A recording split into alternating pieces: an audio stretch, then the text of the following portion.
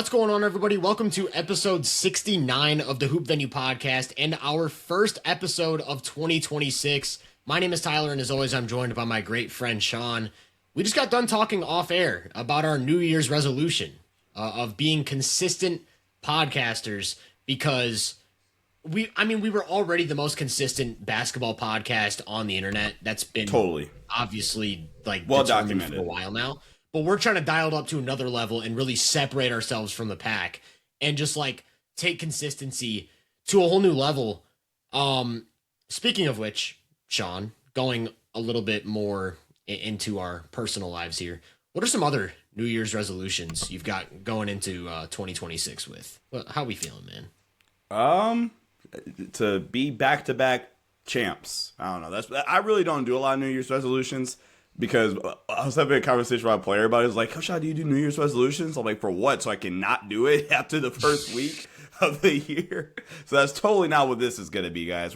Some would say we're the LeBron James of podcast consistency, actually. Yeah. But no, more consistency with the podcast, push out more great content for you guys, which is why you should like and subscribe. And then win back-to-back. I don't have my medals up here. I don't know what I did with them. See, we're already out there on the floor. We're off to a flying start in the new year. New Year's resolution is find the medals and put them in a good spot, I think. I was going to say, too, you know what's funny? I was going to lead that off with saying, you don't strike me as the New Year's resolution type, and I don't even know what that really means. Just, not your thing. Generally, not me either. It's always the same thing. It's just, more consistent content. Yeah. I want to try and get out a couple of videos a week. I want to obviously be at least weekly with the podcast. I want to do some more live streaming. There you go. There we got the medals. Which we talked about. There we go. Already kicking off 2026 on a good note. Wearing the medals. Only resolution. On the neck for the episode. Another kind of New Year's resolution, or I guess this could be considered more of a goal. I don't really know what the difference is, but I'm planning to do my second Hoop Venue clothing drop sometime before the playoffs. So shameless little plug there. So not only should you like and subscribe, go buy my clothes. No. But it's basically just enhance the content even more, continue with the consistency. Speaking of consistency, have you had a chance to watch Kawhi Leonard past couple Kawhi weeks? Leonard is hooping. He's pretty good. I think he's averaging 29 points a game on the season now on 63% true shooting. Just career highs across the board at age 34. The Clippers started the season 6-21, and it looked like all hope was lost. And then Kawhi just decided to round into peak form. Talk to me about Kawhi Leonard for a sec, because I feel like we can't go into the podcast at all without addressing the fact that this guy's averaging 40 points a game over his last 5 games. I mean, we were joking about it. We talked about the NBA and the problem with the rule system in terms of how awards and all NBA stuff has been listed out. And I'm being half serious, but also half joking when I say this. The Clippers somehow scratch and claw the way to the playoffs at Kawhi. Hey, that was funny. Scratch and claw. That was funny. Come on. That was a good one. That was funny. And the Clippers actually, miraculously make the playoffs. Right now, they're only a game and a half back of the last play-in spot and 3 games back of Memphis for that second to last play-in spot. Dude, Kawhi needs to be top 5 on the MVP ballot. I don't think he can miss more than 5 games, I think. Here's what's crazy. So let's assume, right, Jokic, Wemby, and Giannis don't reach the game threshold. So they're just out of the question for an MVP ballot. Which is stupid. I feel like the shoo-ins right now would be Shea and Luka. Would Kawhi not be the next guy? Well, who wins the East? Because are you saying if Detroit or New York wins the East, Brunson or Cade is the other shoo-in? Yeah. And then if it's Brunson because of the star appeal, I would argue it would actually be Shea Brunson. And then that makes sense. Then you can make it like Kawhi, because I think the Lakers should have too much bad PR, and they're not going to get any analytical bump either, because they're the 5th seed with a 9 or 10 game lead above 500, but every statistical metric shows this team is either mid or just flat out not good. I don't think Luka's going to get a bump for that. Yeah, it'll be hard to argue just the raw counting stats though, because what's he averaging 34 points a game or 33 points a game It's like 34, 9, and 11 or something stupid. Mind you, he hasn't shot the three well at all this year. Right, but like and still great efficiency efficiency. is still so high because he gets to the line 12 times a game. Yeah. 33. Yeah, all this to say, like the Kawhi Leonard stuff, dude. Kawhi Leonard it's not even the same version of Kawhi Leonard either. I don't know if you've noticed this, but he's like made a deliberate effort to shoot more off the dribble threes. So there's just like a new layer to his scoring game now, along with the fact that he's having his highest free throw season since I think 2019. Never turns the ball over. Super strong and physical, gets to his spots at will, elite footwork, elite difficult shot maker. I don't know if I've ever seen a wing make scoring look as easy as Kawhi. Like, and granted, Utah's a very weak defense and they were missing half their team last night. But like, as soon as they needed Kawhi to turn on in the fourth quarter, it looked like he was practicing. Like it's so easy for him to just get whatever he wants. And it's because crazy length, but a super tight handle, probably the strongest wing in the league, massive hands, and then just the touch from every spot on the court. And when Kawhi's firing like that and going like that, there's just no shortage of ways you can use him offensively. You can put him in pick and roll. You can isolate him from anywhere on the floor. You can run him off of off-ball screens where he's a threat to shoot 40% from three or 55% from mid-range. Yeah, the guy's just a world class. I think also, I want to double check this. I'm not sure. At one point this season, he was shooting 98% from the free throw line. I don't know what he's at now, but I wouldn't be surprised if he's still. I don't think I've seen him miss a free throw. So the guy is just like 95.8% from the free throw line. Yeah, just an absolutely surgical scoring run and season from Kawhi so far, and I feel like he deserves a lot of credit for how good he still is at this age while dealing with everything he's dealt with in the past few years. Well, to your point about the pull-up jump shooting, in the past 3 years, he's taken about 6 pull-up jump shots in general per game. In the last 3 seasons from three, it's about anywhere from like 1.5 to maybe 2 pull-up threes a game. This is just in the regular season. This season, he's taken 9.6, almost 10 pull-up jump shots a game. And he's taken, so that he's gone from 2 pull-up threes a game to about 3.5, shooting that at almost a 40% clip. And he's shooting 6 pull-up twos, so pull-up mid-range shots per game at a 53% clip. Kawhi Leonard has effectively taken a mid-range pull-up into like a quick math, like a 35% three, which analytically is like that's just about the same as I don't know, who shoots like 30. I think Austin Reeves, a 36% Austin Reeves catch and shoot three statistically is about the same as a Kawhi Leonard midi, which is more to say about how elite Kawhi Leonard is as a pull-up mid-range jump shooter right now than what that has to say about Austin. I think that might be quick good math or it might be quick bad math. It's 35.3%. So that like the points per shot equivalent of a 53% 2 and a 35% 3. It is pretty accurate. It's crazy too because when you talk about like an Austin Reeves 3-pointer, for example, like there's like 1 or 2 ways he can get to that, right? I guess if you talk about a pull-up 3, there's more ways, like coming off of a ball screen in transition or maybe off a step back. But like with a catch and shoot 3 for Austin Reeves, it's primarily just going to be a spot up. Like there's not much off screen or off ball action happening. I mean, maybe you get one of those a game. Whereas Kawhi with the mid range can just paint the entire court with buckets. It's like I can get to this post fade. I can get to a 2 dribble pull up off the catch. I can fly off a screen and take it at the baseline. Kawhi is just such an absurdly historic shot maker. And it's crazy to think about like how flawless his scoring package is. Like any offensive gripe you want to have with Kawhi, it just stems from playmaking and tunnel vision. That's the only thing you can really harp on with Kawhi.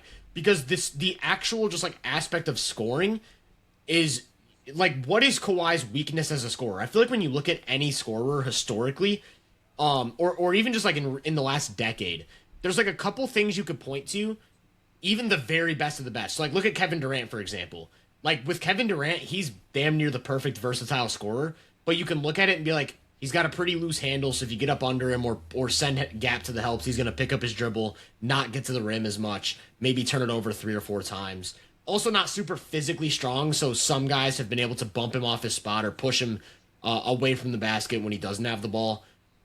With like other guys, it's like maybe you don't have a pull-up 3, maybe you don't have a great jumper in general, maybe you don't put much pressure on the rim, maybe you're a limited off-ball player. I feel like when you look at Kawhi, even stacking him up against like literally anyone in NBA history, he to me feels like he might be the most flawless scorer ever. Is that like a crazy thing to say right now? I don't think it's too crazy It because doesn't make of him just the the best level scorer of. ever. Like I don't think he's the best scorer ever, but just in terms of like the I think it's a defense different conversation. right, the defense can exploit this. Like I don't think there's anything in Kawhi's game that you can just look at and be like, let's exploit this. And that's why his playoff scoring numbers are always outlandish. Good example of that, I think, is okay, Shea, even for example, right? The idea if you're a defense is okay, we're gonna try our best to funnel Shea into taking longer threes. Or just pull up threes in general instead of letting him isolate and get to the mid range, get to his spots, and attack you downhill. Well, Kawhi, I think it's kind of the point you're getting at. It's like, all right, well, you want me to shoot 5 pull up threes a game? Okay, cool. I'll just make them at a 40% clip. You let me isolate in space and play from the mid post? Cool. I'll just give you 50 in a playoff game. Like, there's nothing he can do. Kawhi in the last It's a level of helplessness, if that makes sense. Right. He's still helpless. Before this season, in the 3 seasons leading up to this, Kawhi shot over 41% from 3 every year. Not just like an average across the seasons. Like it was like 42% in 2021 or whatever it was, or 2023, I should say. 41% in 2024, 41% again in 2025. And now he's having a down 3-point shooting year at like 38%. So, yeah, Kawhi's absurd. And then he makes like almost 80% of his shots at the rim, too. And I don't think we even talked about that. Yeah, Kawhi is a crazy... He also looks great defensively right now. He's just an insane player, man. Kawhi deserves all of the flowers in the world because he's just so impressive. And he's really helped turn around the Clippers season. Like, we had an episode talking about everything that's wrong with the Clippers. Pretty much all of that goes out with the window if Kawhi's playing like this. Like, we don't have to worry about offensive creation or spacing or even, like, some of the defensive issues when Kawhi does what he's doing right now. So if they can get a healthy Zubats back, they're looking pretty good, man. Shout out to the Clippers. There's one other before we get to the actual podcast. It's more kind of, I feel like we have to talk about this team really quickly because I need to own up to some stuff. I've been so big on them in the past, and it's because of some of the players they have on their roster. The Atlanta Hawks need to move on from Trae Young. I'm just officially there. I'm officially there because they've just... I didn't think... My argument in the offseason when we were kind of talking about this team was, okay, cool, you have Trae, you have these other pieces. You know, Trae's a good enough, floor general and operator to where you should be able to hide some of his weaknesses and, things as a player, and you should be fine enough defensively. Trae gets back, and they proceed to lose, 7 straight games or 5? Yeah. Between 5 and 7 straight games, giving up 133, 152, 126, 126, 128 in Trae's 5 games back. And then they're down Trae Young against the Timberwolves, and they just blitz Minnesota. In Minnesota, I think. No, my bad. I was in Atlanta. But Jalen Johnson's just better than I think even any of it. We knew he was good, and obviously, the running joke is the most improved player award has been Jalen Johnson's to win for the past 3 years now. But he's legitimately just an all-star level creator who just stuffs the stat sheet every single night. And then I think they have enough, I think they just have enough creators on this team now with Dyson's ascension as an offensive engine. Nickeil Alexander-Walker just walking into this team and being a 20-point per night, creator, or even just second-side creator for them that can attack off closeouts, hit open shots, and help initiate some stuff for them. Dyson Daniels just being, again, a perfect table operator for a lot of these guys. Zachary Reese-Shea has also been pretty disappointing for them, but I think it's officially at the point where going into next offseason, if you don't do a deal in the summer, you have New Orleans pick, and hopefully that can be a top 5 to top 8 pick or better. Just get that, man. It's Dyson, it's Onyeka Okongwu, who they're running off-screen stuff for now. They're running possessions where it's Jalen Johnson pick and roll with Trae Jalen Johnson pick and roll with Onyeka Okongwu coming off of a off-ball, weak side pin down, which is insane, and he's hitting that at decent volume. But Dyson, Onyeka, and Jalen Johnson and top 5 pick, and let's just start there.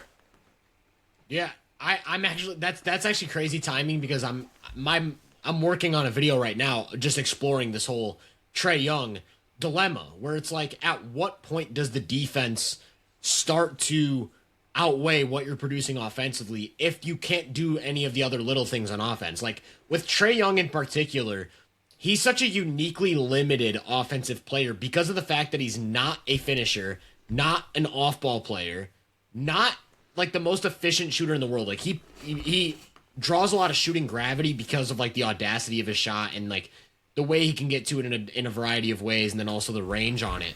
But he's not a guy that's like going to give you a 40% from 3 season. And so what happens is like his scoring is so reliant on, can my big man hit my defender hard enough so that I turn the corner with an advantage out of this pick and roll. But then what's happened is defenses have figured out, hey, if we just switch all of these actions, Trae doesn't have the burst to always win the one-on-one matchup. And so the offense has just like, it hasn't progressed since 2021. It's gotten to a point where now teams can just force him into like you brought up a Chicago game that he played in recently. The bigger problem in that game was that they were sitting at 117 points for like 6 minutes in the fourth quarter. Like the entire end of the game, they could not score. And during that stretch, Trae took like 3 33-footers. And that doesn't happen if the offense is running through Jalen Johnson. So not only is that the problem, every time you don't score, the other team comes down, and whatever they do is, let's figure out a way to attack Trae Young. It could be, maybe we like the matchup on him, so we're going to play that one-on-one. Maybe we want to bring him into the primary action with a ball screen. Maybe we want to just position the court in a way that makes him the low man, knowing that he is the smallest player on the court and cannot rotate. So everything on both sides of the ball just like gets handicapped when you have to give Trae 90 touches, and then he's also going to be involved in 90 actions on defense. So what happens is, yes, he's in the lineup. You give him 130 points. I also think the other side of that is like during the games he came back, they were also missing Porzingis. And I think Porzingis being in and out has been like the biggest difference for Atlanta this season. Whenever he's in, they just look like a great team. He came back and blitzed Minnesota with just like straight post-up middies. But the weird thing with Trae Young is it's this player who handicaps so much of your offensive creativity, your entire defensive structure. Almost single-handedly makes this team the worst defense in the league. And then he's getting paid like $50 million. Yeah. So it's like, what can you do? I don't know. I don't even know who would be willing to trade for this. Like, it has to be a team that is just perfectly built to have this type of player on your team. It's just like such a unique brand of basketball. It's got to be like San Antonio. But now they have 3 point guards that they are diving into their future with. So then who else is there? Dallas, maybe? I almost don't like that bit now because, I don't know how I feel about the Trae and Cooper Flag fit if I'm Dallas. I almost would prefer to get somebody. I mean, I think this player is just great with almost any co-star, but like I was about to say in the Tyrese Halliburton mold. That's right. Easier said than done. Easier said than done. There's only one of those. I guess the good news is for Atlanta is not even good news because I would imagine he just picks up the option. I would imagine Trae picks up the option because of what you just said. What's the market for Trae right now? If Trae becomes an unrestricted free agent this summer, who is out there begging to go get Trae Young? I guess Orlando would maybe come to mind because their offense has been so lackluster. Like maybe like, I'm not saying they're going to do this, but like what if they were like, enough of this Paolo and Franz thing, let's choose one and then move another one for Trae. Like that would be the direction I could see. Maybe. Yeah. I guess. Well, in that scenario, you're definitely trading Paolo because Paolo Trae duo hoops is nasty. That's nasty. Most of inefficient half-court offense ever. I can see Houston. Doing it because they're already huge. They have so much athleticism and they kind of need that like offensive organizer. But the problem is whatever team Trae goes to, like the days of Trae being a 30-10 guy are over. Like, and it's not that he can't do that. It's that anytime he is going to average 30-10, your team is not going to be good. because so many things have to fall into place. Like, defenses have just figured out how to guard that style of offense, and it's just the fact that they've gotten bigger, smarter, and lengthier, and they just know what to do against him with ball pressure and with switching. And so it's like, in order for him to give you 30 and 10, your offensive construction has to be perfect. You have to have the perfect roll man, the perfect shooters. And what does that mean? Oh, who's defending? Because if you have the perfect roll man and perfect shooters and Trae Young, you're the worst defense in the league. So that's what makes things really tough, because you need him to be like more of a Fred VanVleet type of creator who can do a little bit more on offense, like maybe a 20 and 10 guy. But it's like, those 20 points aren't, I'm a go-to scoring option. It's, if the pass isn't available, now I can call my own number. As opposed to, like, Trae taking 20 shots a game, he's just never going to be efficient enough to make that work. So, yeah. Then at $50 million, what are you really getting? It's tough, man. Trae's in a really weird spot where it's like, he's not a negative player. Like, the defense doesn't outweigh the offense, but at $50 million, he's a clear negative to any sort of competitive roster construction. That's kind of the problem. Yeah, like, I don't know, a team that just looking at some of the cap stuff, like, does Chicago feel desperate enough that... No, never mind. I talked myself immediately right out of that. My bad. They got Josh Giddey. That's their guy. That is their guy. That is Chicago's hero.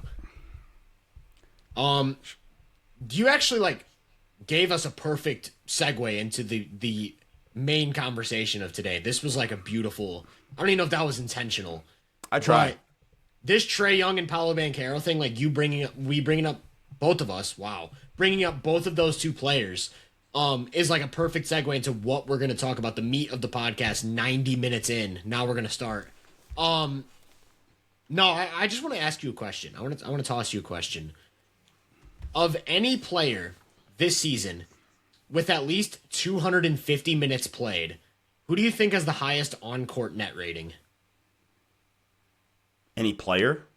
Any player in the league, 250 minutes, like kind of like a minimum threshold, so you don't get like a guy who played 1 minute and was plus 100.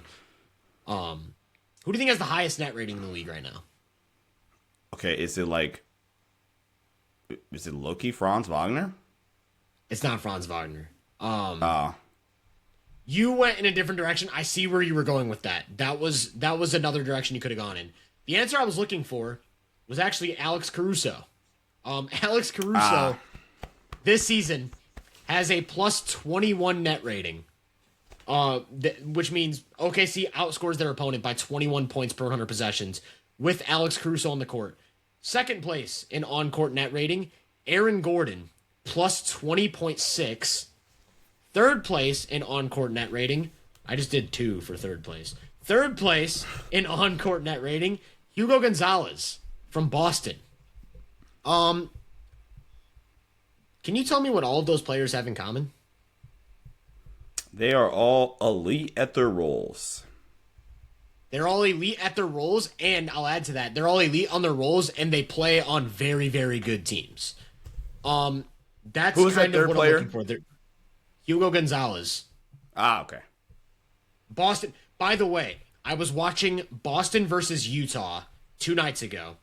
Keontae George, I believe, had 25 points in the first half, and Boston opened the third with Hugo Gonzalez full court face guarding Keontae George and denying him the ball, and he touched it like once in the third quarter. I don't think he scored a single point. So, game-changing role player. That's kind of what I'm getting at. All right. Another question. Having that in your head, which player, again, 250 minutes played this season, do you think has the largest on-off differential in the league? So the difference between net rating when they're on the court versus off the court for their respective teams. West or East? That's my only question. West. Okay, low-key. Follow me here. Low-key, Jabari Smith. No, but that's actually that is a good guess. That is a really good guess, because I see where you're going. Houston's been like unequivocally better when Jabari Smith's in the game. I think he has like a plus 10 on off or something like that. That is a good pull. No, I don't even think you ever would have guessed this. This guy has a, by the way, plus 22 on off right now. It's Zach Edey. Zach Edey. The Grizzlies with Zach Edey on the court are plus 18, and with him off the court, they're -4. So how is that for crazy stats? But the next two guys in on-off differential, again, are Aaron Gordon and Hugo Gonzalez. And then the next two guys are like Giannis and Jokic. So kind of what I'm getting at with these numbers is that in certain environments, certain skill sets, yield all-star, all-NBA, occasionally MVP type of value signals, even if you aren't capable of consistently scoring 20 points. And sure, those guys often have their minutes tied to other superstars, and they're on really, really good teams. Like you'll rarely see a signal from a role player like that who's on a middle-of-the-pack team. But that's kind of the idea of what we're going to talk about today, because we've talked extensively in multiple episodes over the past year and a half about the idea of the superstar role player and how that kind of balances against a floor-raising number one. So when I say a floor-raising number one, two guys that immediately come to mind are Trae Young and Paolo Banchero, because it's like, I'm a capable shot creator or scorer. I can put pressure on the defense in multiple ways, and then I'm a good enough passer to get role players open consistently. So it's like, if you put the ball in my hands, we are going to at least like get decent shots as long as I have like somewhat of like a semblance of shooters around me. Maybe they aren't super efficient though. Maybe they're turnover prone. Maybe they can't play away from the ball, or maybe they bleed a ton of value defensively. I feel like that's a theme with a lot of these offensive floor raisers, is they just aren't good defenders. And so what happens is, as the team gets better, the value of their skill set gets diminished. And it's like, so yes, if you have this offensive 30-10 floor raiser on a 30-win team, he's going to make them a 45-win team. But if you put him on a 60-win team, they're not going to get up to 65 wins. They might actually get worse. They might go from a 60-win team to a 56-win team, because now you're taking touches away from the guy who made them a 60-win team. Then there's the flip side of that. The guys who can't self-create 15 shots a game, aren't going to draw double teams, aren't elite playmakers, but maybe they move well away from the ball. They're sharp connective passers. They're great floor spacers or play finishers. And typically, in most cases, they add a ton of value defensively. So if your goal is to win a championship, these are the guys who their value gets better and better and better the better the team gets. You wouldn't think of them as anywhere near an all-star on a middle-of-the-pack team, on a 30-win team. But on a 60-win team, they start to pop up in these stats and these analytics as like, wow, this guy might make an all-NBA team. And that's kind of what I want to talk about today. I want to highlight some of these archetypes and some of these players that kind of fit the bill of a superstar role player. Heck yeah. I think there's some really interesting conversations we can start to have with this group. Definitely. I kind of want to, first thing I just want to briefly mention before we actually dive into specific players is like, these are the guys who move the needle. Like I feel like we're so obsessed because basketball is such an individualistic sport. This is the one sport where I feel like one player dictates so much. Like when you have a prime LeBron who's going to run the entire offense and then also be like a top 5 defender in the league, there's just like a certain caliber of like, if we just put NBA players on the court, we're going to win 60 games. Like the 09 Cavs won 66 games just off of that kind of mold of team. But like when it comes to winning a championship, these are the guys who on like the 5th or 6th guy, or even like the 3rd or 4th guy, who really are the difference. And so we've talked about, I remember we really talked about this going into the 2025 playoffs. And it was this idea of pretty much every championship team ever, outside of a few like crazy curveballs in each decade, has like a solidified tier 1 player. That we've talked about that quite a bit. But like what separates that tier 1 player from the other tier 1 player? It's usually not the marginal value of them as individuals, it's who has the better supporting cast. And so in my head, I was like thinking about champions in the past. Think about the whole run of the transition from the 2000s to the 2010s. In 2007, the Spurs win. Duncan was a tier 1 player who also had the best supporting cast. 2008, the Celtics win. Kevin Garnett was a tier 1 player who also had the best supporting cast. The Lakers then enhance their supporting cast. You get Lamar Odom coming off the bench. You've got Pau Gasol with a full off season. You got Andrew Bynum coming in as like an up and coming all-star. Then Kevin Garnett gets hurt in 2009. Now Kobe, as the tier 1 player, has the best supporting cast. And then again in 2010 it happens again. Best supporting cast. 2011 you kind of have the weird like LeBron historic choke job thing that everyone kind of harps in on, and then LeBron and Wade. But also Dirk was a tier 1 player who had the deepest team in the league. The Mavs role players were absolutely phenomenal, and their defensive scheme was beautiful. But then, like, even in more recent years, 2019 Raptors, Kawhi had the best cast of role players. 2025 Thunder might have had the best cast of role players in NBA history. That was what moved the needle in that 7-game series against Denver. What they were able to do defensively against Jokic and the Nuggets. So, I think that's where we start the conversation, right? Like, how good can a superstar role player be? Like, what caliber of player are we talking about when we get to the top of this tier? I think when you get to the top of the superstar role players, I think you're getting to like legit all-star caliber value. Yeah. If not 100%. Like plus. Well, because what makes it tough is like at what point do you draw the line? Because this was my initial idea when I asked you, like when I came up with this idea to you for an episode, I was like, all right, let's talk about guys who can't typically be a number 2 or number 3 scoring option on a championship caliber team. Like if you're building a normal championship team, this guy needs to be like at best a weak third scorer. And then I ran into this weird dilemma where I was like, wait, I can think of a guy off the dome who was a surefire top 10 player, arguably top 6 player on the planet for a 73-win team, who averaged 14 points a game. Can we really consider that a role player? Like, yeah. I ran into this weird issue where I was like, this guy was like getting MVP votes and had the highest on-off in a season ever. Like, can we really call that a role player? So, let me know if you agree with this. I kind of just like set a barometer where I was like, okay, if you pass this threshold, you're not a role player anymore, and we need to just find a new term to define it. I put like, if you're capable of making an All-NBA second team, you're not a role player. Like, I could see a role player sneaking onto an All-NBA third team, but like, if you can be like, when the season ends and you are on a list that consists of the top 10 players in the league, because that's kind of what the All-NBA second team is meant to do outside of injury omissions, you just simply are not a role player. You can't be. No. Like, you can't be. Could Derek White have snuck some votes for like an All-NBA third team these past couple years? Yeah. Okay, sure. But he was never going to get consideration ever for All-NBA second. Or right, and that's kind of where I draw the line. So like Draymond could have been on an All-NBA first team at one point, and that just isn't a role player. So this is where things get weird, because a few players that I'm gonna name today and we're gonna talk about are like, some of them maybe could be a number 2 or number 3 scorer on a championship team, but I'm not sure. And some of them maybe could make an All-NBA second team this year, and I'm not sure. And so you're going to have to help me weed these out, because I haven't really decided yet if they're on my final list. All right. You ready to start naming names? Sure, let's get to it. Let's do it. So I'm going to give you, I kind of broke it down into archetypes. I'm going to label an archetype, and I want you to just tell me if there's anyone you believe falls under this threshold of a superstar role player, and we'll talk about why or why not.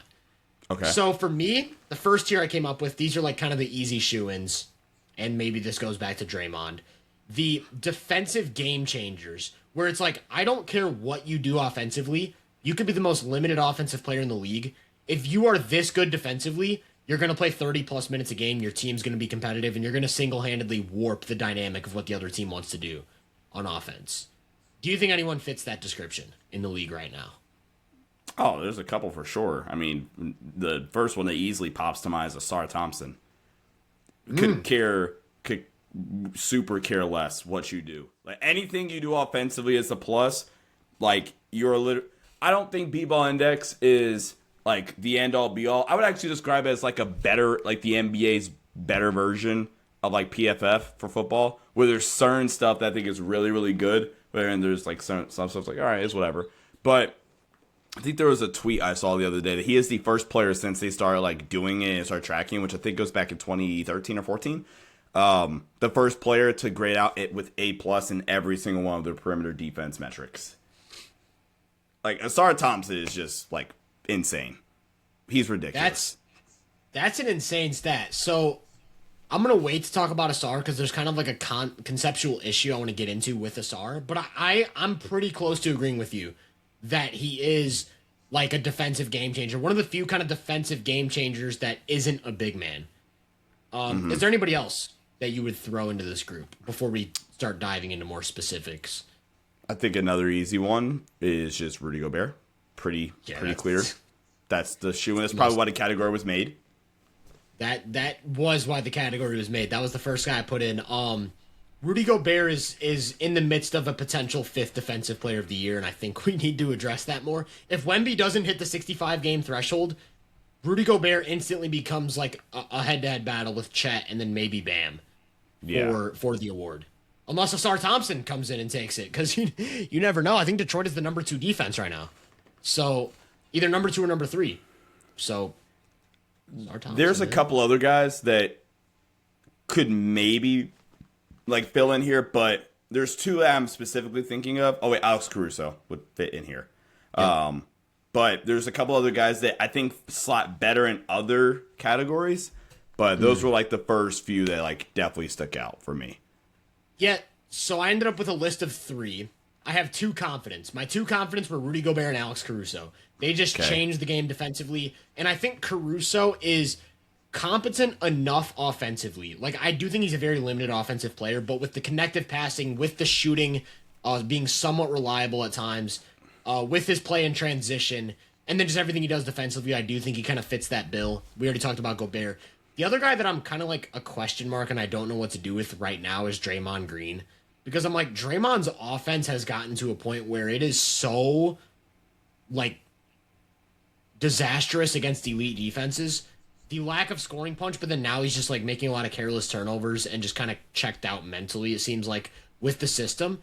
And then he's not this all-time GOAT defender anymore. He's still one of the best defenders in the league, but he's not like this all-time GOAT defender like he was. So he might be slowly down-ticking this threshold to where it's like, now we're kind of getting into like, yes, you're a really good player, but are you really a superstar role player? But then you look at Golden State having the number 4 defense this year, and then it's like, maybe he still is doing enough to be a superstar role player.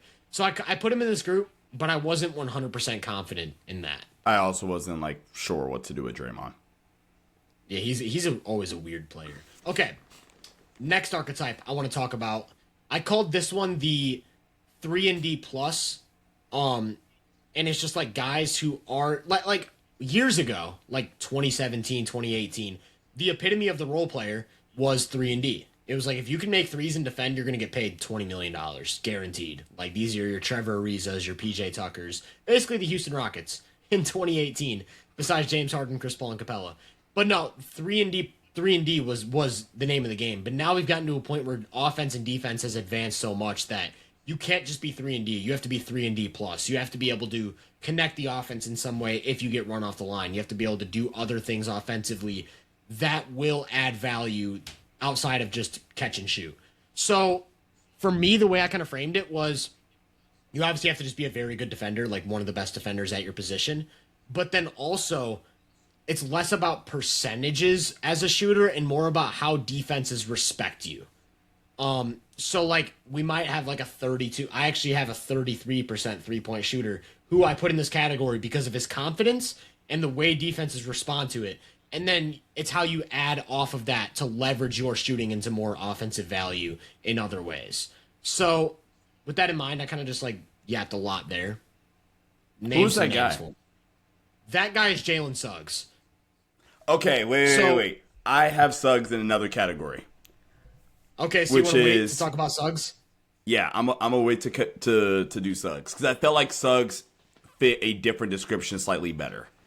Okay, so yeah, you might be right. I kind of just threw him in here because I was like, I didn't know what to do with him because he takes like 6 threes a game. You'll see him take 8 or 9 threes in a game, and he'll get hot. But like his value is more about like, I'm one of the best defensive guards on the planet, but then also like I can slash, initiate offense, play in transition, and maybe that's an archetype, like the slash in defense. So, all right, I feel like we're just gonna like get into a different category. So I'm just gonna say what the category I put him in was, and we can maybe go from there. I just made a fifth category from your four, and I said do it all connective guards, like, and that can just look different ways. Like I think he does more offensively to where, like you said, the slashing, which leads to his playmaking capabilities, with the fact that he's gonna shoot 6 to 7 threes a night, and then also connect you with passing on offense, but also be your legitimate point of attack, wreck havoc guy defensively. I didn't think he could have arguably been in the defensive category, could have been in this category, the 3-and-D plus. But I was like, I think he does more than both, so that's why I kind of made this. But there's gonna be other guys that have in this category that are different and don't fit that. So it's kind of more of a jumbled mess. I want to just say, like, maybe the landing spot here for what we're talking about is that Jalen Suggs is ridiculously good. And this is like year 3 now of, if you look at Orlando's like lineup data, when Jalen Suggs is on the court, they're an extremely good team. And when he's not on the court, they're just not a good team at all. And I don't think that's a fluke. I think it's everything you're talking about. The fact that he legitimately initiates offense a lot. The fact that he's a really athletic slasher, handles the ball. The fact that he is going to take a lot of threes and can get hot, and defenses respect it. But then also the fact that he'll probably make an all-defensive team every year that he's healthy. And Jalen Suggs is absurd, man. So if you look at the lineup data for the for the Magic, with lineups that have Franz and Jalen Suggs on the floor, they have a net rate, no Paolo. Franz and Suggs, no Paolo, plus 7.3 net rating, 117 offensive rating, 109 defensive rating. Suggs by himself, even, not a lot of playing time, but again, plus 9 net rating, 95 defensive rating, which is absurd. And I mean, all three of them even are good, because I think Jalen Suggs is more Jalen Suggs bump. But like Paolo and Franz with no Jalen Suggs is like a -8. Paolo by himself is a -4. Even Franz by himself is a -2. So Jalen Suggs, really good basketball player. The needle mover. That's kind of the epitome of what we're talking about. Speaking of needle movers, I actually think this guy, like when I said superstar role player, this is the guy that immediately popped in my head. You might have him in that other like do it all connective guard role. I have him in this 3-and-D plus category. It's Derek White. It's the fact I have Derek White in this category. Okay, Derek White is legitimately one of the best shooters on the planet. He's going to give you like 9 or 10 threes a game at a 40% clip. And then he's also a legitimate initiator. He runs Boston's offense half the time he's out there. He's a great connective passer, great off-ball mover, does literally every little thing on offense you can imagine from all 3 levels, and then is just one of the best defensive guards in the league. Derek White probably, I haven't like actually crunched out the players and listed them out. He probably should make the All-Star team this year. Like, I hope this is finally the year he makes it. All right, another name that I went and put in this category, and I guess I'm kind of curious to see where your head is at. And I could just be completely biased, so please just tell me if I am. I put Cason Wallace here. Cason Wallace he fits this category for me. I see the vision, but like, is he really a 3-point shooter? Like, fair. Isn't he like a 32% guy in back-to-back seasons on not that much volume? So, Kayson's a weird one to me, because I see where you're going with this. Like, I think the defense is there. I think a lot of the connective skill on offense is there. He's a really good finisher at the rim. Pretty good passer. 36. He's actually increased his volume this year from last year. I thought it was worse. I feel like in a lot of these big games, and a lot of the playoffs, it was like, Kayson, we dare you to do something offensively. And I feel like I haven't seen enough of him being a consistent scoring threat to throw him into this tier yet. He's like, if I were doing like a mini superstar role players, I feel like Kayson for me would be like one of the first guys. And then I'd also put him on a list of like guys who probably do get here, because this is still only year 3 for Cason Wallace. Yeah. So it's not like this is the best he's going to be. That's kind of where my head's at. Why'd you have Kayson in here?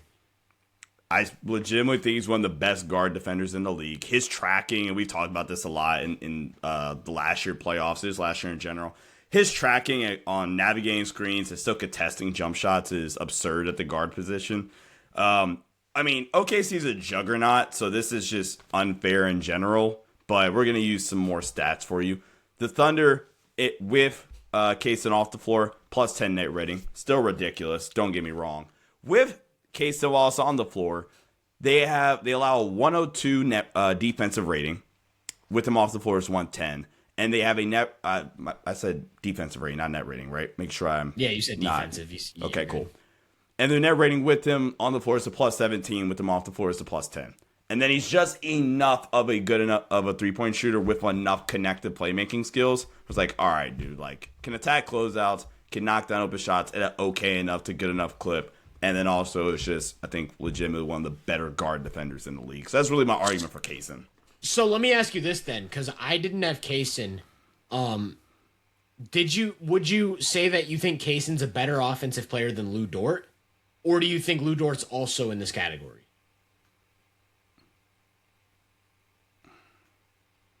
Because I think well, actually, you have Lou Dort in a different the Lou category? Dort thing is interesting because I think Lou Dort. I don't have Lou Dort at all. I just don't have him. Okay. I don't think Lou Dort is good enough offensively.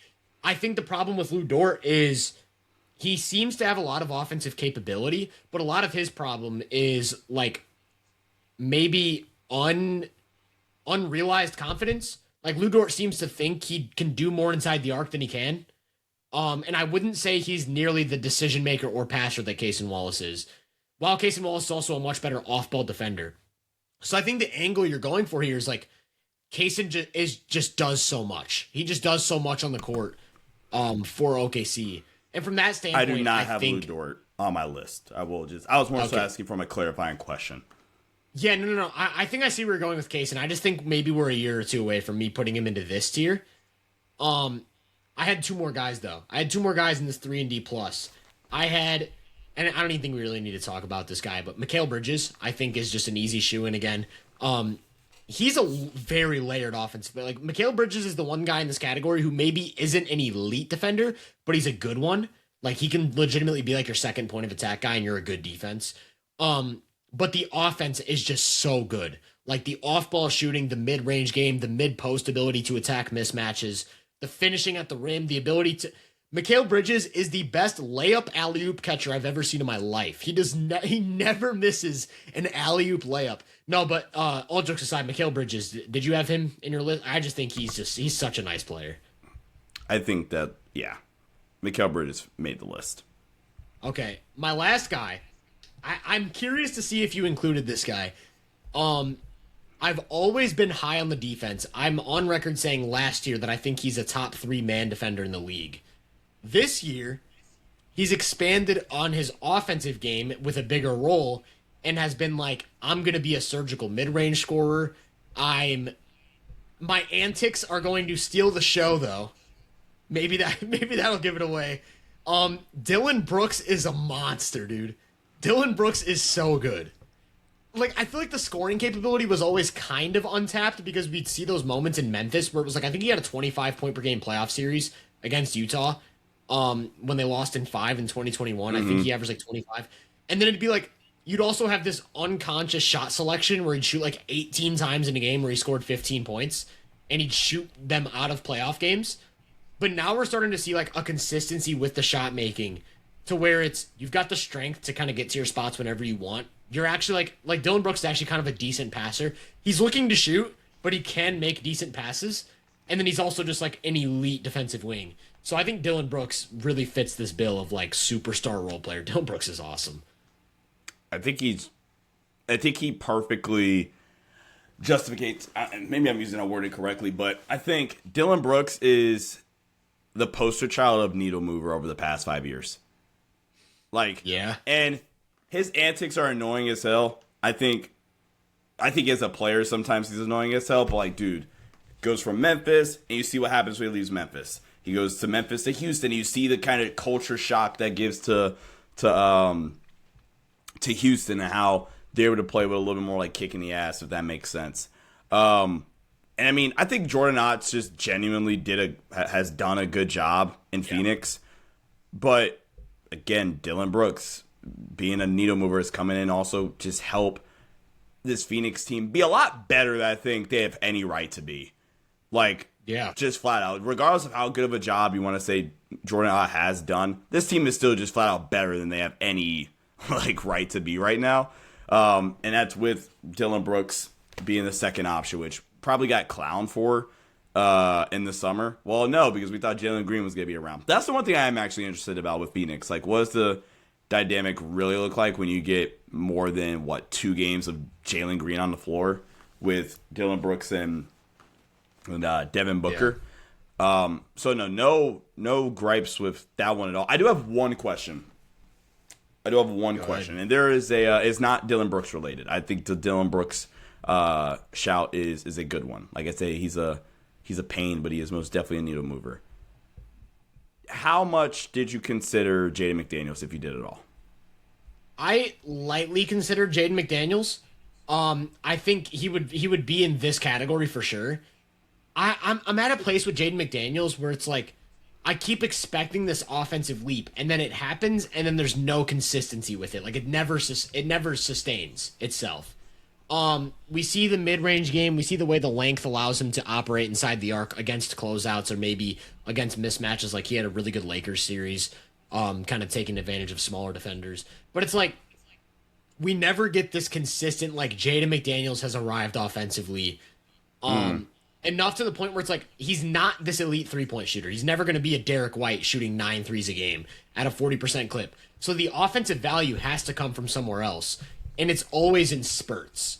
Whereas with these guys we're talking about, Jalen Suggs, Dylan Brooks, Mikal, I think they all are like, my floor is this offensively. You know what you're going to get from me in these different ways. I don't think we've seen that from Jaden McDaniels outside of like 2-week stretches. So he's having, and I do have a follow-up question. He's having a career year, scoring and efficiency-wise, averaging about 15 points per game. He's also having a career year in terms of three-point percentage, shooting 41% from 3 this season. But to your point, I'm assuming it's on lower volume. This is actually, on a per-game basis, his lowest amount of threes attempted on a per-game basis. And per 100 possessions, it's also lowest. That he's making 41% of his threes on 5 attempts per 100. Let's say he was, and actually for context, let's find Jalen Suggs really, really fast. Jalen Suggs, for context, is taking about 11 threes per 100 possessions. So let's just find a happy medium there. Let's say Jaden McDaniels was shooting 41% or even 38% from 3. We'll drop the number a little bit. 38% from 3 on about like 8.5 threes per 100 possessions. Would that change your opinion of Jaden McDaniels as an offensive player enough to have him in this category? Probably, yeah, because then I just think that opens up so much more for Minnesota. Like, you can go to more defensive-oriented lineups. You can go to bigger lineups. Like, one of the problems is that Jaden McDaniels can't really play the 2 because of the fact that you need that 2 spot to be a really good shooter. So if Jaden McDaniels was giving you 6 3-point attempts per game, like, let me frame it this way. What if Jaden McDaniels, because Jaden McDaniels isn't a great connective passer. I don't think he's bad, but he's not a great connective passer. So it's like the shooting has to be what moves the needle for me, because it's not going to be the other aspects of like guard play on offense like you get from some of these other guys. And then I just don't think Jaden is this game-changing defender. I think he's a very good defender. I think he can do a lot of things. Like, he can play at the point of attack. He can switch. He can be your rim protector. But we haven't seen a Jaden McDaniels like completely warp a playoff series defensively, or warp the team defensively in the way that like a Caruso does, or a Gobert, or a Draymond. So in order for him to really move the needle as an offensive player, I think it would have to be a volume 3-point shooting leap.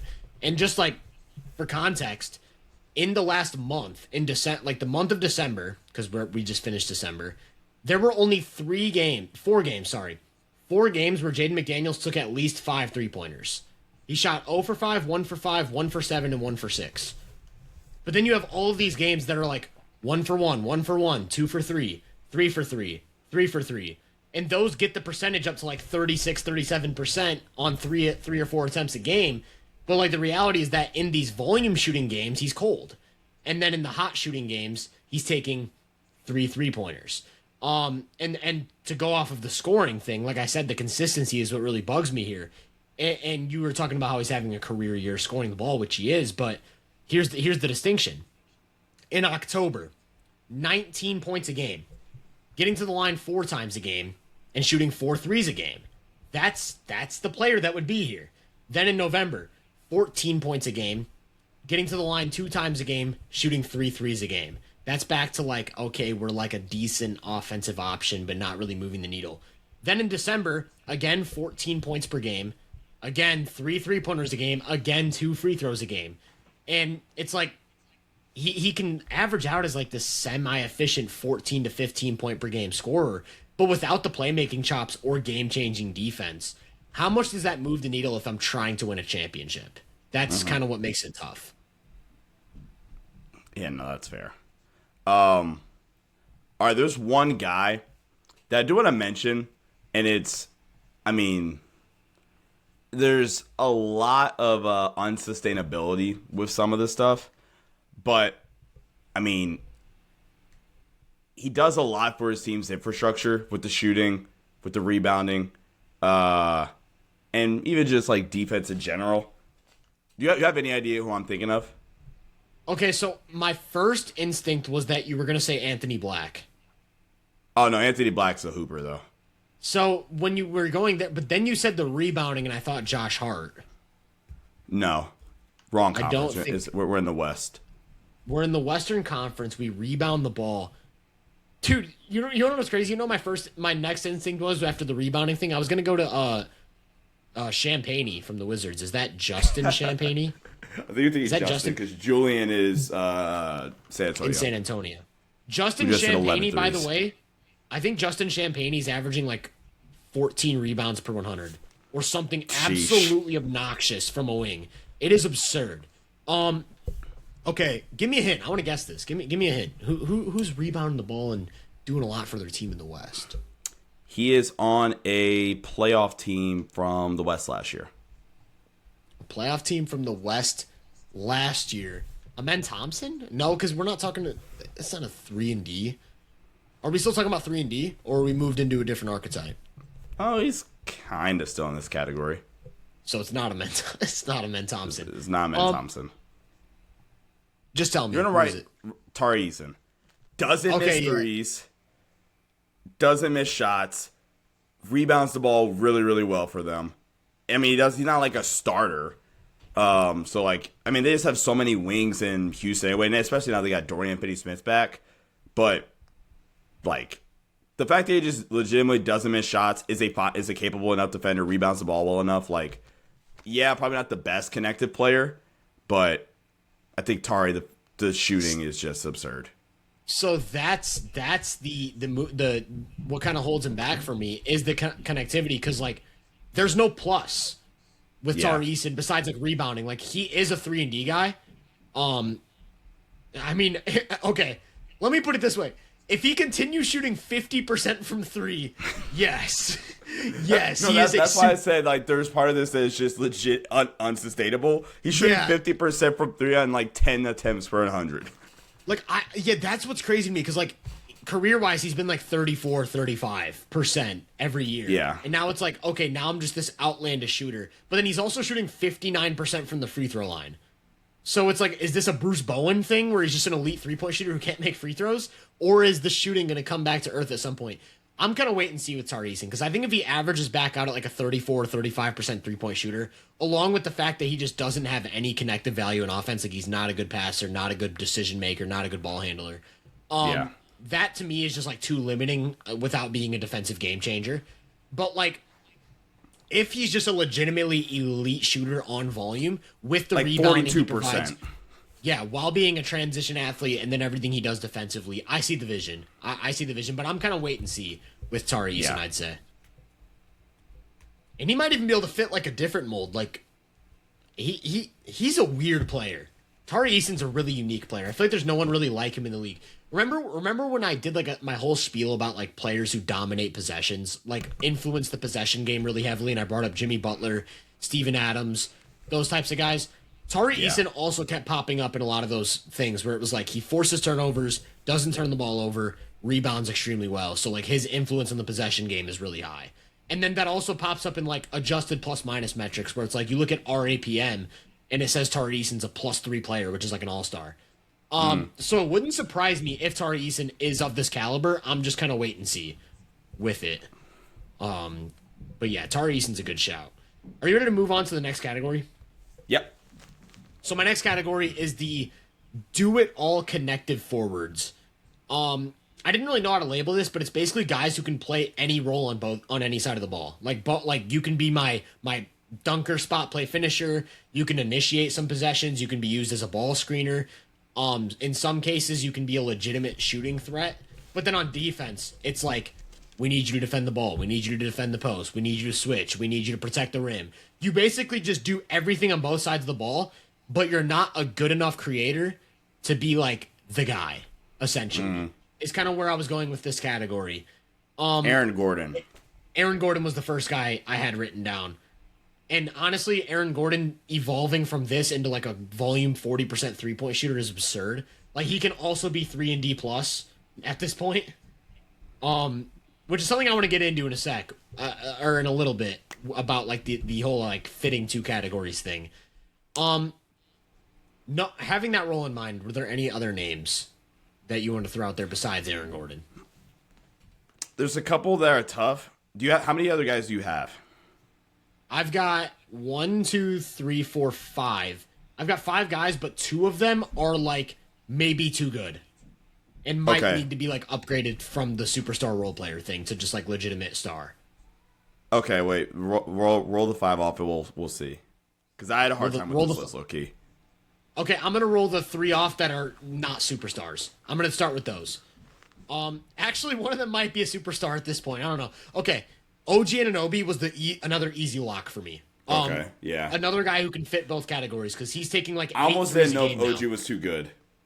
Yeah, I was gonna say OG's taking like 8 threes a game now at like a 40-something% clip while being a game-changing defender, having a mid-range game, being able to attack mismatches, being like one of the best dunkers in the game.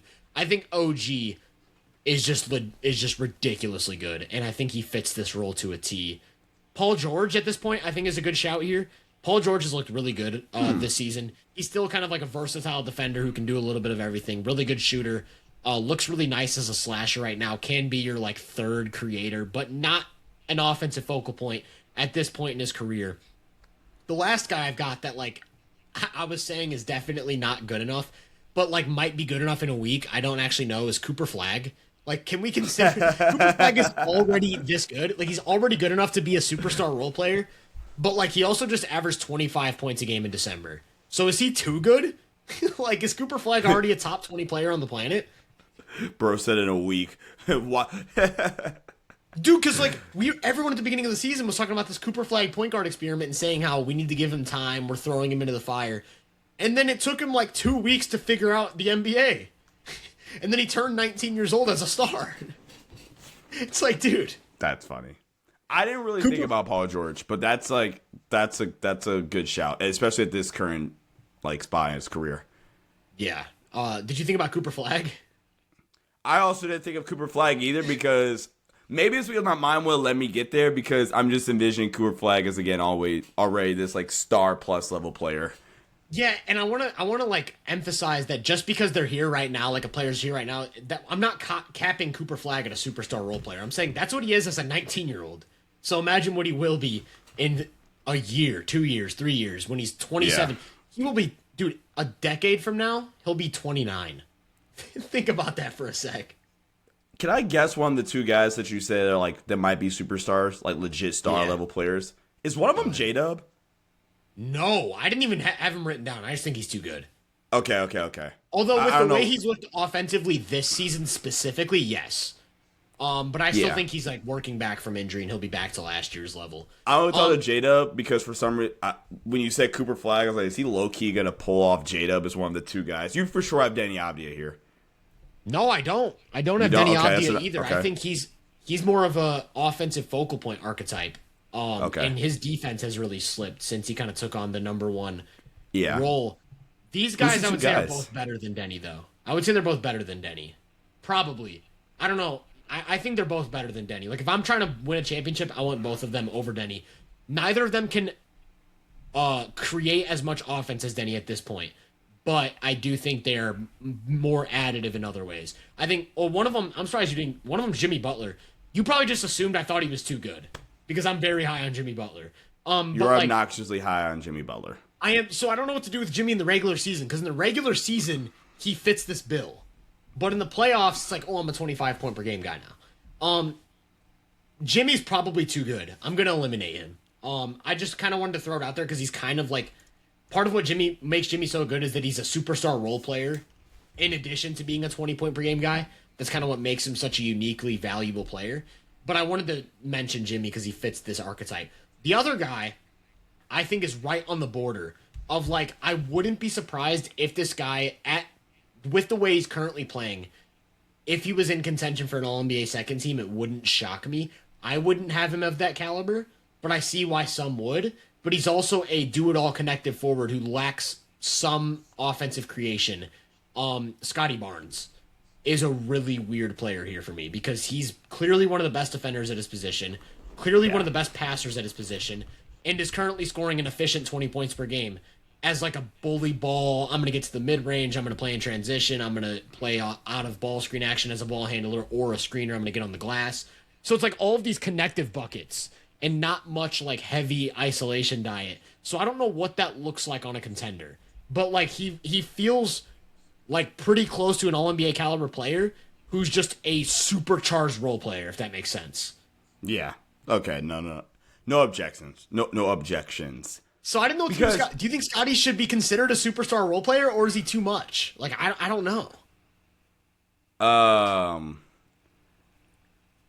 No, I think that because here's what's weird, and not to cut you off, but like I think he's very obviously the best player on the Raptors, but like I feel like he's more of a role player than Brandon Ingram. Yeah, and that's why that's why he fits the category really, really well. But in my head at the time, I was like, I wouldn't have said him. But he actually probably fits the category better than he maybe fits the category better than like OG even. Yeah. In some ways.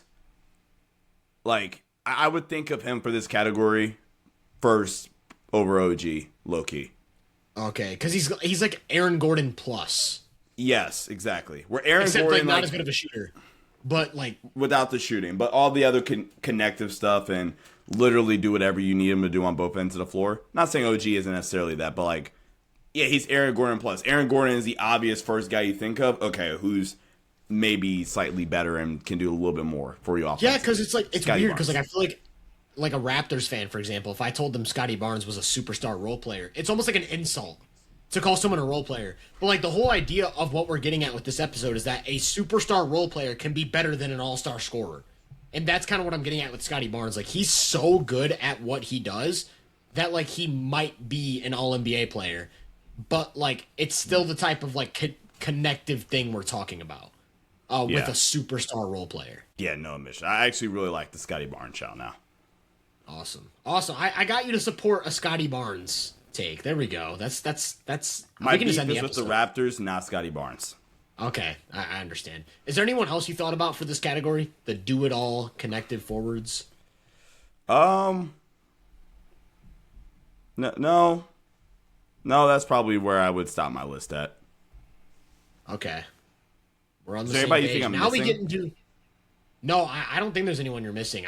That's kind of where I cut it off. I guess, like, if I were to go down to, like, potential honorable mentions for do-it-all connective forwards, I guess you could maybe say, like, okay, they're not here yet, but this is the bill they would fit if they were to elevate.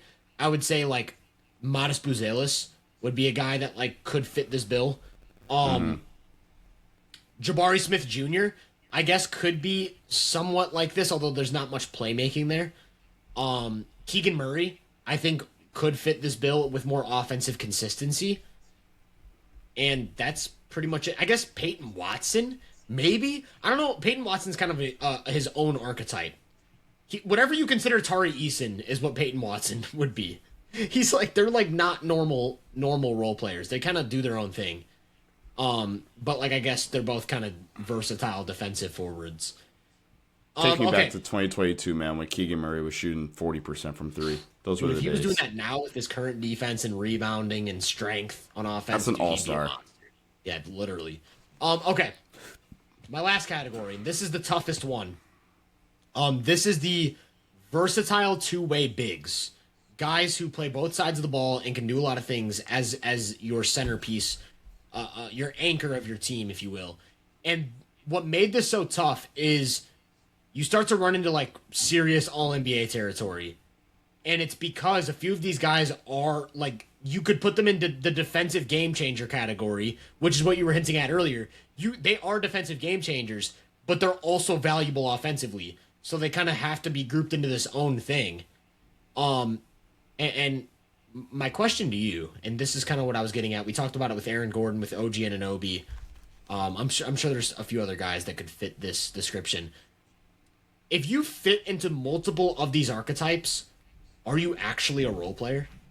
Because at that point, what's your role? To just do everything? Basically. Like, it brings me back to the Draymond thing. Draymond is the, like, peak Draymond is the epitome of a defensive game changer. He was also 3-and-D. He was also a do-it-all connective forward. And he's also a versatile two-way big. So, like, he's not a role player. He does them all. But there's other guys on this list who fit into the two-way big category. Sometimes they're connected forwards. Sometimes they're 3-and-D. Sometimes they're defensive game changers. And these are the guys where I'm like, I feel like you can't be a role player. And I'm just going to give you 5 names. And I don't even want to dive into any of these. I'm just going to name a name and you tell me if they're a role player or if they're too versatile, too good. All right? Let's do this. Chet Holmgren. Too good. Too good? Okay. Check him off. For me, at least. I did Evan not Mobley. consider Chet too good. Evan Mobley. So Evan Mobley's weird because like last year he was on the All-NBA second team, but this year he has not been nearly as good as he was last year. So I didn't know what to do with him. He would almost fit the do-it-all forward. I got you. He would almost fit that one. So I think he's arguably too good, but also fits another category. He's also a defensive game changer. Another one's like... another one's also like low-key too good. I think like, he's too good. Okay, there's a couple of names that you haven't said yet that I'm like curious on now. So go ahead, keep going. Okay, well, Bam's also a weird one too, because like we've seen him be the number 2 scorer on a finals team. So like, is he too good of a scorer to be in here because he already did it on a finals team? That's kind of where the dilemma lies too. In addition to the fact that he's a do-it-all connective forward / big who also is a defensive game changer. So Bam's a weird one. This guy, I think 100% is too good in the regular season, but has certain flaws in his game that in the playoffs force him to be a role player if your team's going to be competitive. And that's Jaren Jackson Jr. Okay, did not have Jaren Jackson Jr. I thought you were gonna go. I heard Jet. I was like, hey, all right, we're on the same page. I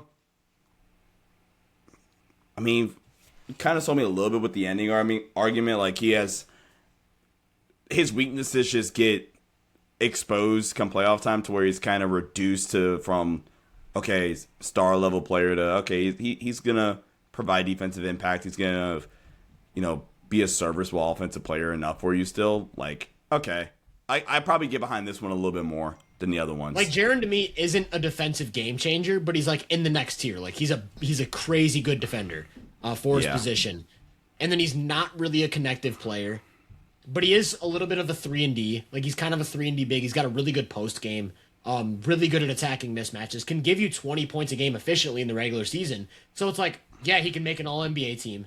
But in the playoffs, if you can switch and match his physicality and force him to foul and do all these things, it's like, can he really be like the second option on a championship team? So probably not, in my opinion. There's 2 that I have listed for sure that I think are like clear. Maybe one of them isn't as one of them actually kind of like fits the Jaren Jackson Jr. mold a little bit. That's Jared Allen. Yeah. But the other one that I think is very clearly like a step below this caliber of player, which is why I never really consider those other guys. But I think he's legitimately good enough that impacts the game in some different ways on both ends of the floor. That's Isaiah Hartenstein. He was one I had in this category. Yes, I had Hartenstein in this category. I had okay to throw a few more names out there. I had, like I said, Jaren Jackson Jr.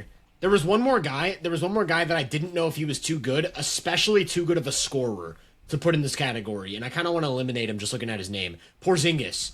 I was like, Porzingis might be too good of a scorer. When he's healthy, he's just too good of a scorer. Yeah. Okay, he's legit a top 5 post scorer in the league when he's healthy, fairly consistently. Ridiculous. And also like a volume 40% 3-point shooter. Volume 40% 3-point shooter, legit mid-post isolator that's also even like just post scorer in general. Yeah. And then he's still going to be good enough defensively. Yeah, no. Yeah. Porzingis is too versatile. Okay. I had Jared Allen and Hartenstein. Shout out to Isaiah Hartenstein. He's so underrated. I also had Jalen Duren. Based on the way I didn't know how to include Jalen Duren, but like I think Jalen Duren to me is like, I think Jalen Duren is basically just like a build off of the Jared Allen archetype in so many different ways. Jalen Duren is just a really nice connective passer. He can do that. Good downhill attacker. Monster of a pick and roll big. Not a true like elite defender, but a good defender. I almost wondered if we were getting, and maybe this is like the projecting thing. I almost wonder if we were getting close because of how much better he's consistently gone, especially the last 2 years. I was almost wondering if we were getting to a point where like he's getting close to where he's not even in this tier anymore. He's like almost, because I didn't consider the other guys, and I'm almost like considering him to be more in that tier. And because I didn't consider those guys, I didn't really consider Jalen Duren.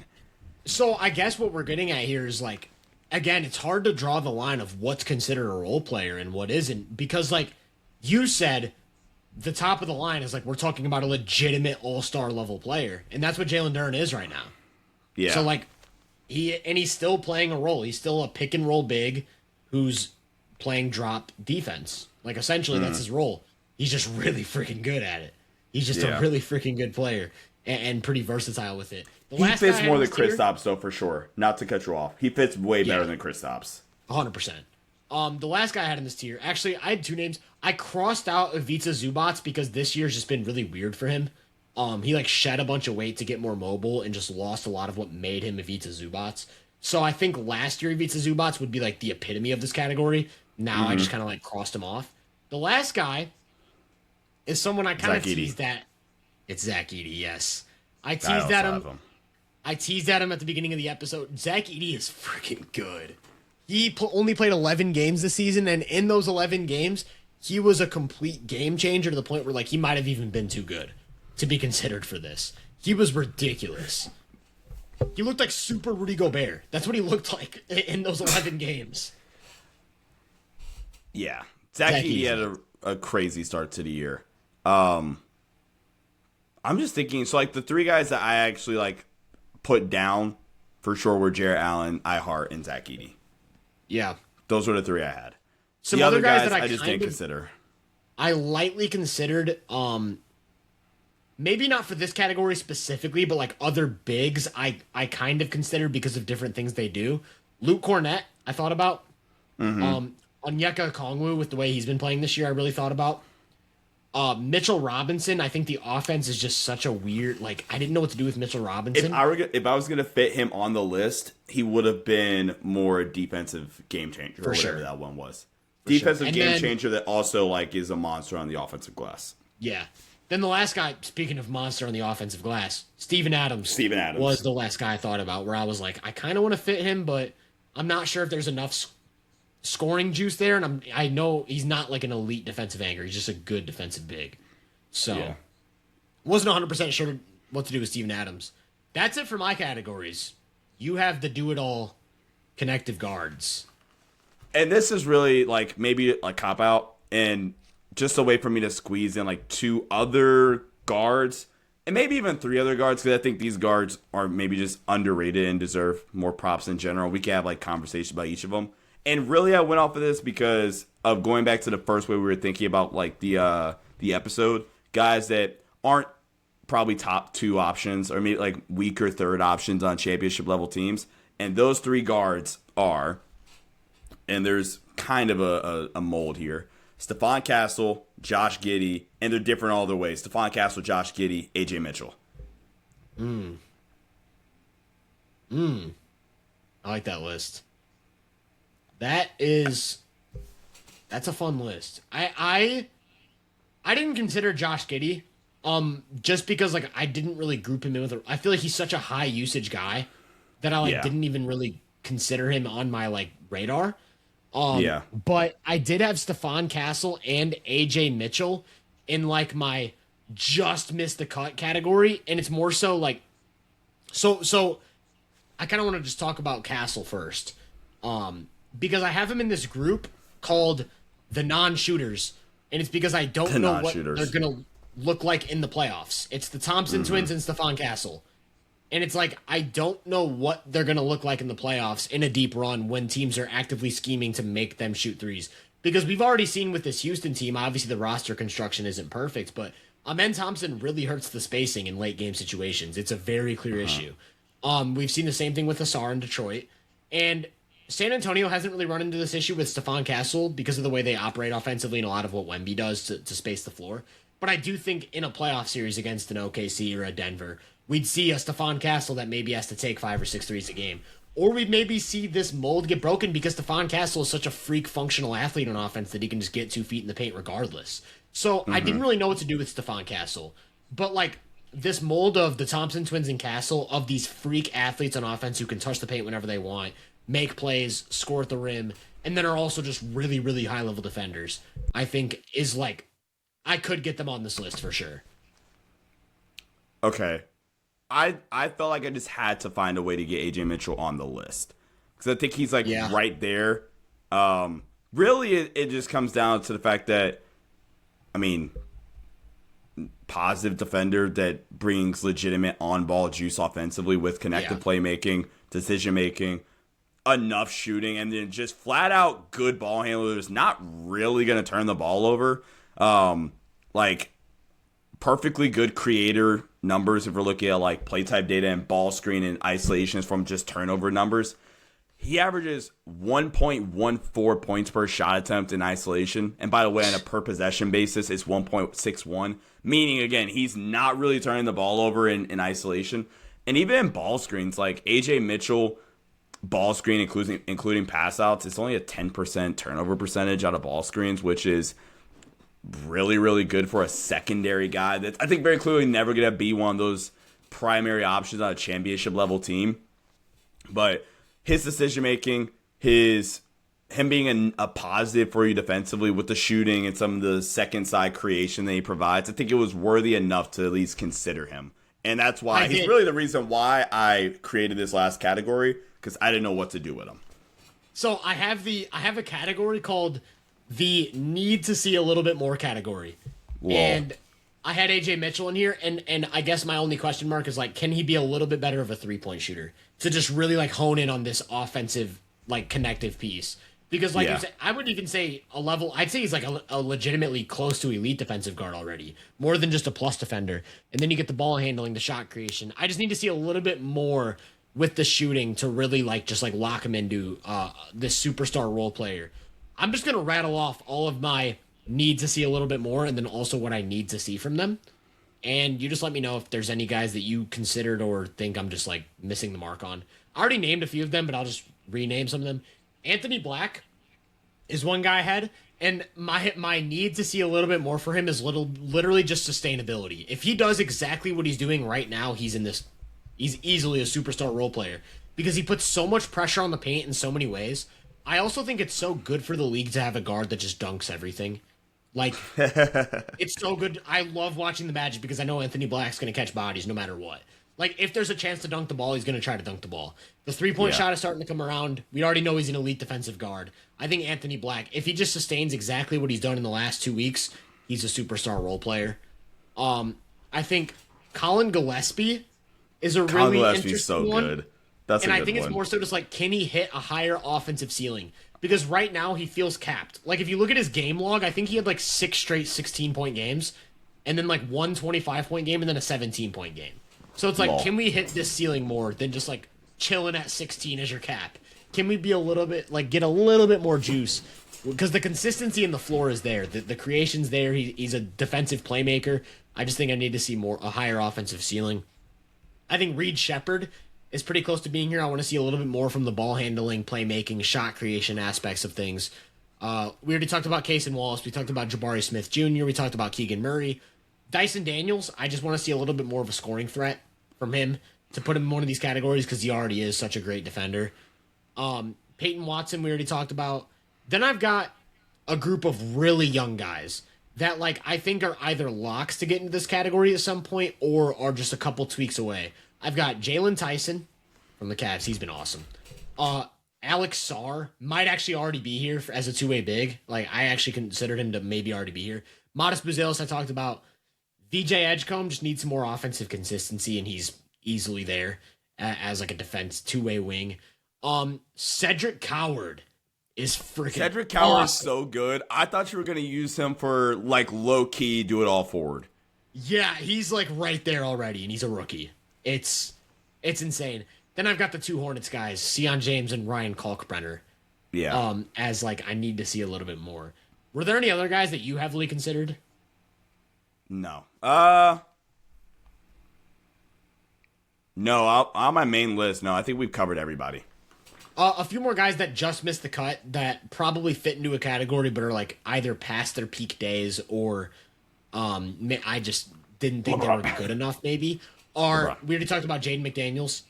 Drew Holiday was a weird one with what he's been doing in Portland offensively. Herb Jones, future Laker. I somewhat considered. Mitchell Robinson, Steven Adams, Andrew Nemhard. LeBron. Okay. Little role player. Aaron Nesmith, I probably would have considered here last year in the playoffs. Yeah. Josh Hart, Dante DiVincenzo.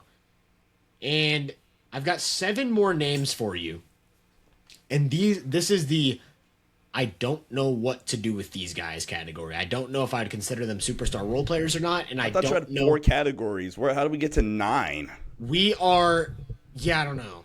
I had 4 categories to lock in the list, all right? There's no limits to how many categories I can do to talk about nonsense, all right? I'll do whatever category. This is the hoop venue category. How about that? No, I've got the microwave creators that are like, okay. You can score like 25 points a game probably, but like I don't know if you're a role player or if you're good enough because Michael of Porter defensive Jr., Lloyd limitations. Markkinen. No, neither of them. That is a whole different category. My bad. It's Desmond Bain and Norman Powell. Those are the two in this category. My other category, which you were getting at, is the off-ball maestros, where you are such a dynamic off-ball player that you can legitimately structure a good offense around it. And I don't know if that should be considered a role player because on a championship team, you're probably like the second or third guy at most. But then it's like on your own team, you can legitimately run an offense. Those are Lauri Markkinen, Michael Porter Jr. Can you guess the third name? Lauri Markkinen, Michael Porter Jr. Another wing. Wing guard hybrid, smaller side. Smaller side wing guard hybrid. I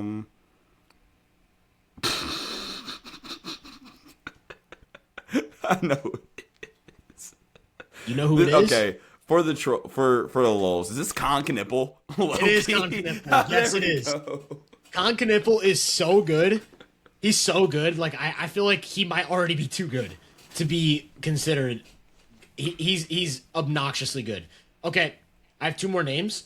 These ones are really weird because they do fit the 3 and D plus category, but I could not decide whether or not to put them in there. So I want you to just decide for me if you think they belong. Okay. I've got Ryan Rollins. Who would actually probably fit your bill of like do it all guard. Yeah. A little bit better. I'm actually pissed I didn't think of Ryan Rollins. Like I didn't know what to do with him because like he's leading the league in deflections. He's a legitimately proven shooter. He can handle the ball. He's a slasher. He can run pick and roll. He can score 20 points a game as the main guy. Like, and going off my logic of having Jalen Suggs also in that do-it-all guard, yeah, I would. Yeah, I think he for me he would be in my do-it-all guard. For you, he'd probably fall in the 3 and D plus because that's where you have Jalen Suggs at. This next guy also 3 and D plus. I don't know how you didn't bring him up. You talked about him for like 10 minutes and then didn't bring him up this whole episode. Is Nickeil Alexander-Walker? Yeah. He's been so good this year to where I maybe just slipped. But yeah, He would also low-key this year fall and do it all guard. Yeah. Yeah. For me, at least. It's funny. Like, I feel like we've still missed so many players, probably. Like, Marcus okay. Nobody brought up Marcus Smart. Yeah. Well, what's that face, huh? You're not rocking Marcus Smart? I mean, Marcus Smart. I mean, Marcus Smart is one of the 3 functional non-Bron, Reeves, and Luka players on the Lakers right now. So, on Jake LaRavia. 30% three-point shooter, Jake LaRavia. Respect Jake LaRavia. There were also guys that they briefly entered my head, and I was like, at a certain point, we're just naming all of the good players in the league. Like Goga Batadze, Daniel Gafford, Wendell Carter Jr., Derek Lively. Goga I thought about, and I very briefly, because I have to, thought about Max Christie. But Max doesn't have enough, like... I just realized... No, keep going about Max Christie. Keep going about Max Christie. I knew you were going to bring him up. Lol. The reason why I didn't say Max is because, okay, great. Obviously, to catch and shoot 3, like, he's more than proved his keep it with that. I don't think he's a good defender, but he just doesn't impact the defensive end enough, and is also not a good enough connector. So that's why I didn't say Max. He's shooting 45%. God dang. He's good. Shooting 45% from 3 on 9 attempts per 100, which is insane. Good. Max Christie's a hooper, yeah. I agree about, like, the connectivity, though. Like, he's just not a good passer. And that's, like, the one thing holding him back from being a legit, like, Derek White type of player, I feel like. Yeah. Okay. There was a player that I was supposed to add to my versatile two-way bigs category, and I totally forgot he existed until right now. I have to apologize to Brooklyn. Nick Claxton is so good. Nick Claxton is so good. He's a 1-5 switch big who can drop and protect the rim, and is, like, one of the better passing bigs in the league right now. So, Nick Claxton absolutely fits the bill to a T. You know what we said, like, what did we say? Jalen Duren is, like, the build-off of the Jared Allen category. Yeah. Nick Claxton is, like, the reverse build of the Bam Adebayo. Like, if you just made Bam slightly worse than everything, is essentially Nick Claxton. Although Nick Claxton's a better rim protector. I will give him that. He's a better rim protector. Then Bam, yeah. Yeah, but Bam's probably... shout out Nick Claxton. He should have been on here. More switchable. I blanked on Nick Claxton. Is there anything else you want to add about, like, concepts or players or archetypes or anything before we never talk about role players again on this episode darn. Or on this podcast? My take really is more so is like how, and we've talked about this a lot, just how good the league is at. Like, where the spot the league is at right now from a talent influx point. Yeah, I feel like the league is awesome. I think we talked about like 80 players today in total, starting with like the Kawhi stuff. We didn't even talk about the breakout Los Angeles Clipper big. I want to make sure I don't say his name wrong. Niederhauser, Yannick Conan Niederhauser. Have you caught that at all? I have not. Yannick Conan Niederhauser, the backup big rookie for the Clippers, has just been like a revelation for them since Zubats got hurt. He had a 16-point game in like his first game ever playing 20 minutes. So you're saying logically better than Zubac. Gotcha.